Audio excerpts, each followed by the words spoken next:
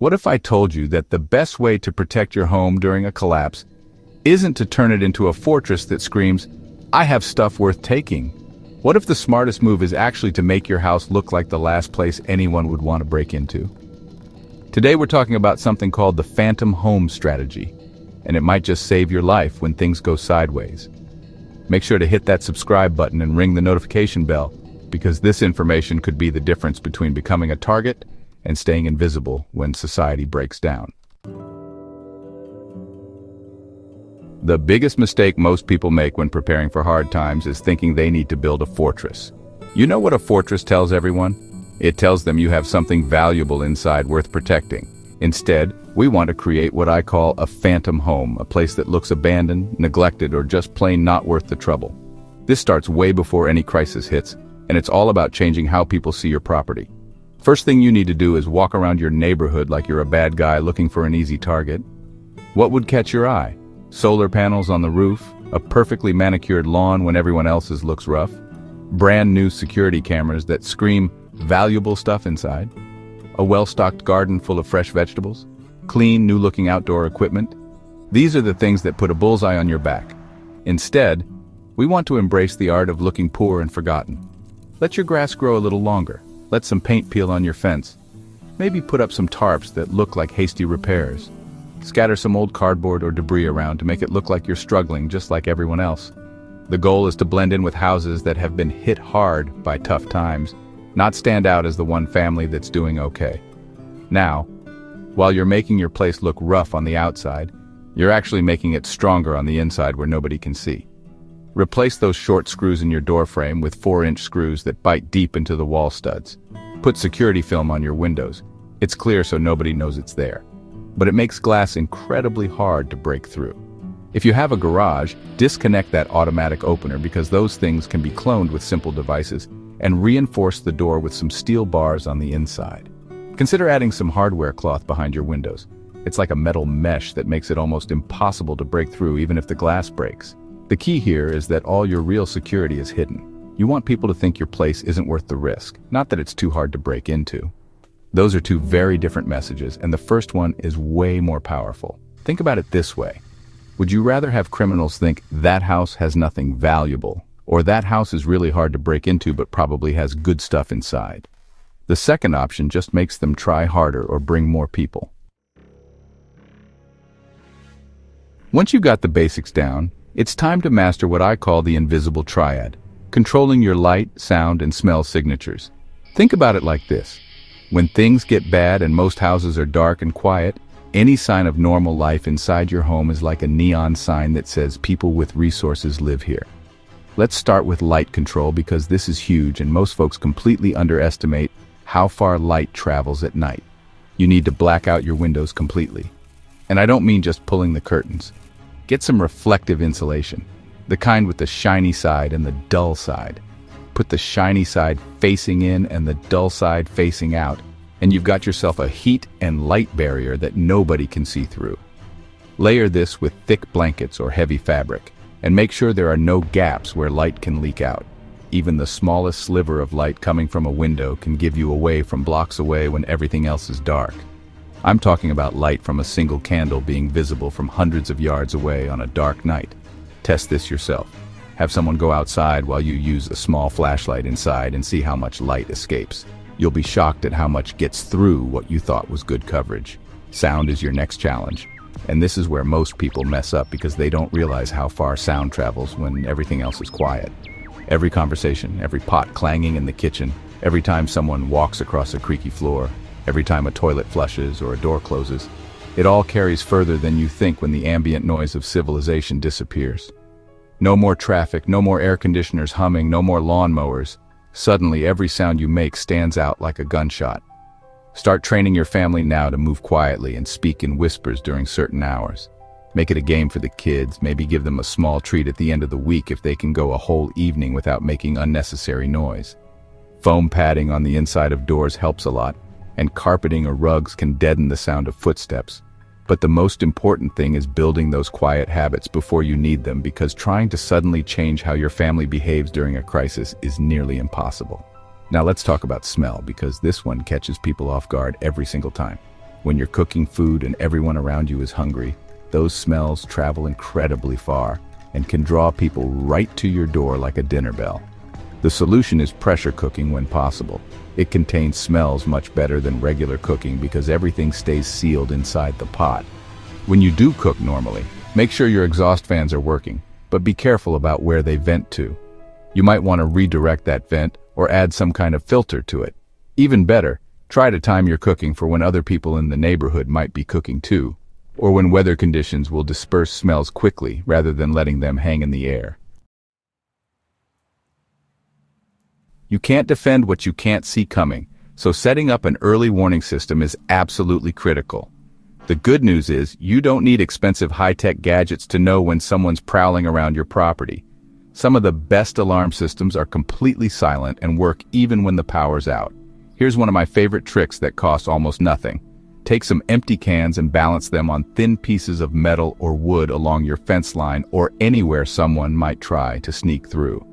When someone bumps into your fence or tries to climb over, those cans will fall and make noise.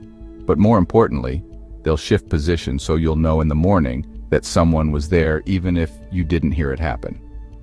Another great early warning system is what I call the flower trap. Sprinkle flour or fine dirt in pathways where someone might walk, especially near gates, under windows, or along fence lines.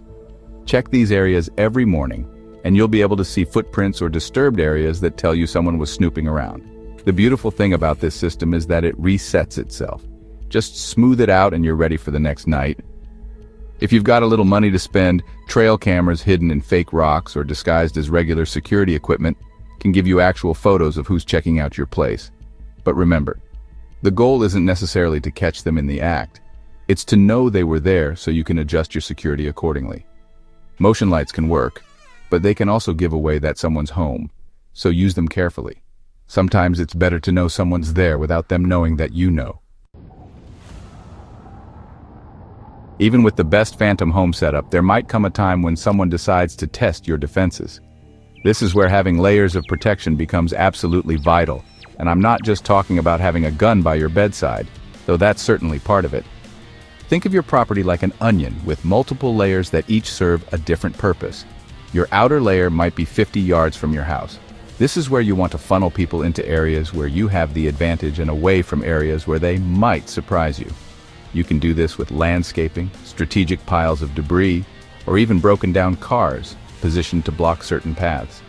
The idea is to make people approach your house the way you want them to, not the way they want to. Your next layer might be your yard itself, and this is where things get more serious. Clear lines of sight are important here because you need to see what's happening. But you also want to eliminate places where someone can hide and plan their next move. Know the distances from your windows to various points in your yard, because if you need to use a weapon, knowing whether something is 20 yards away or 50 yards away matters a lot. Your house itself is another layer, and this goes back to all that hidden reinforcement we talked about earlier. Those upgraded door frames, the security film on windows, the reinforced garage door, all of this is designed to buy you time and make noise when someone tries to force their way in. Time is your friend because every minute they spend trying to get in is another minute for help to arrive or for you to get ready. Pick up my new book, Before It All Falls Apart, the emergency prep manual for the real world, available on Amazon. Link is in the description. Your final layer is what we call the safe room or citadel. This is usually an upstairs bedroom or interior room that you've reinforced and stocked with supplies. This room should have a solid door, preferably steel, and enough supplies to last your family at least 3 days. We're talking water, food that doesn't need cooking, a way to communicate with the outside world, first aid supplies, and yes, weapons if you're comfortable with them. Sometimes the best defense isn't fighting at all, it's disappearing completely until the threat moves on. This is where having multiple hiding spots and escape routes becomes a lifesaver, and I mean that, literally. Inside your house, you want to have at least 2 or 3 places where your family can hide that aren't obvious to someone doing a quick search. A reinforced closet with some ventilation can work, or space under stairs if it's big enough, and you can make it comfortable. The key is that these spaces need to be stocked with basics. Water, some food that doesn't need cooking, a way to communicate quietly with the outside world. Some kind of waste container because you might be in there for hours, and maybe some books or quiet activities for kids. These hiding spots should also be places where you can hear what's happening in the rest of the house without being detected. Knowledge is power, and knowing whether intruders have left or are still searching can save your life. You need to be able to tell the difference between someone just grabbing obvious valuables and leaving versus someone who's conducting a methodical search because they believe people are still in the house. But hiding inside isn't your only option, and sometimes it's not even the best option depending on what kind of threat you're facing. Having ways to get out of your house without using the front door could be the difference between life and death, especially if someone is watching the obvious exits. Second-story windows with rope ladders that you practice using, basement exits that lead to areas with good cover, even crawl spaces that lead outside. Practice using these routes with your family so everyone knows the plan and can execute it even in the dark or under stress.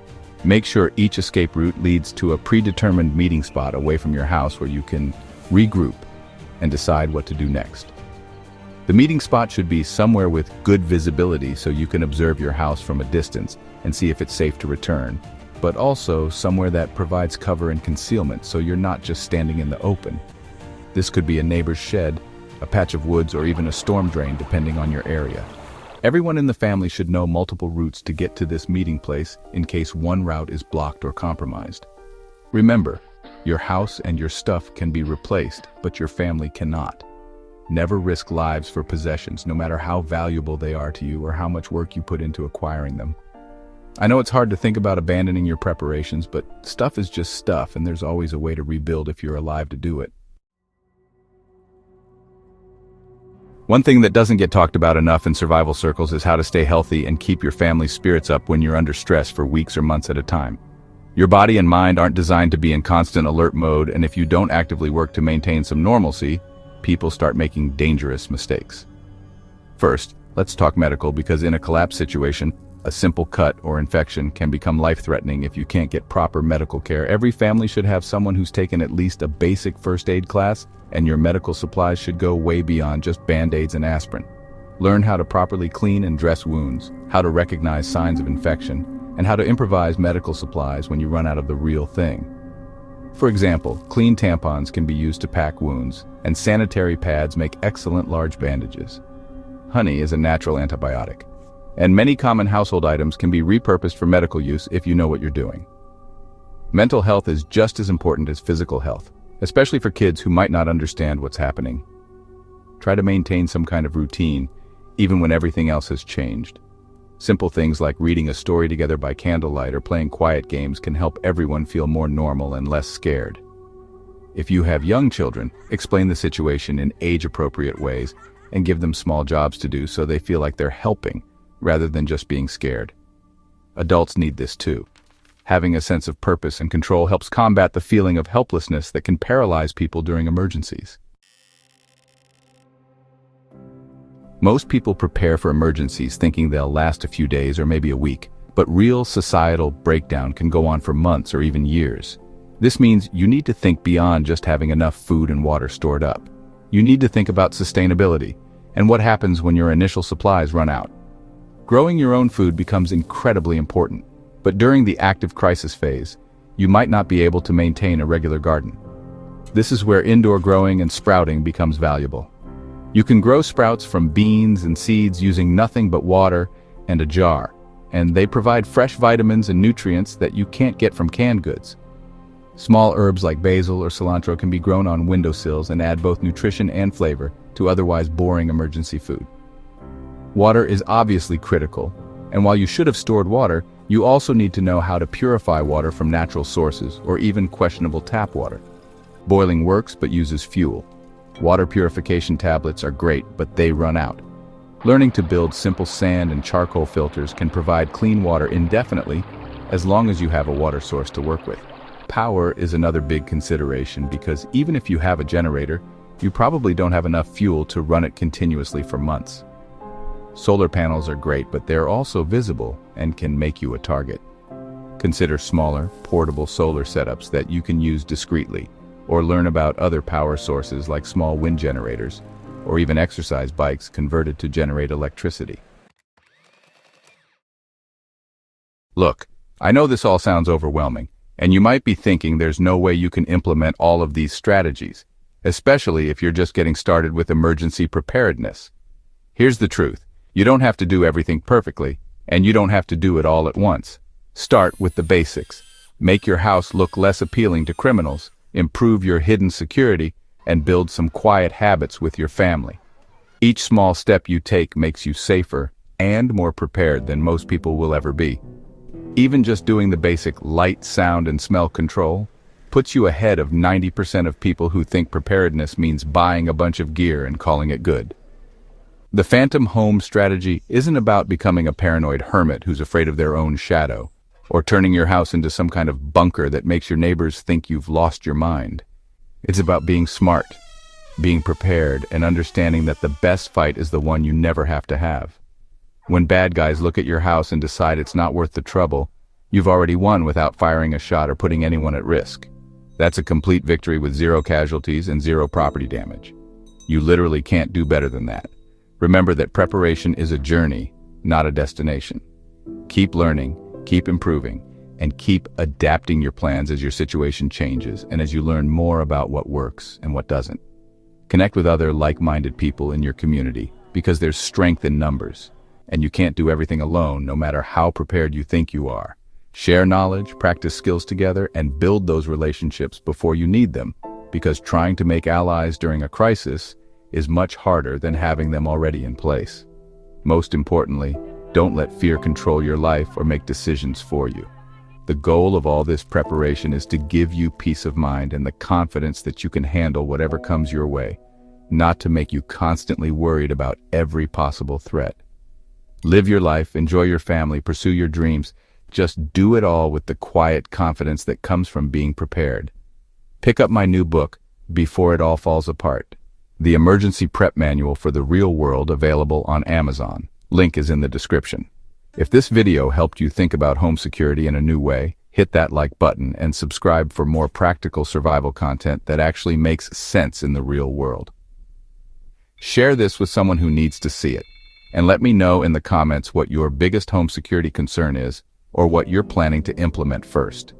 Stay safe, stay smart, and remember, the best prepared person is the one nobody knows is prepared at all.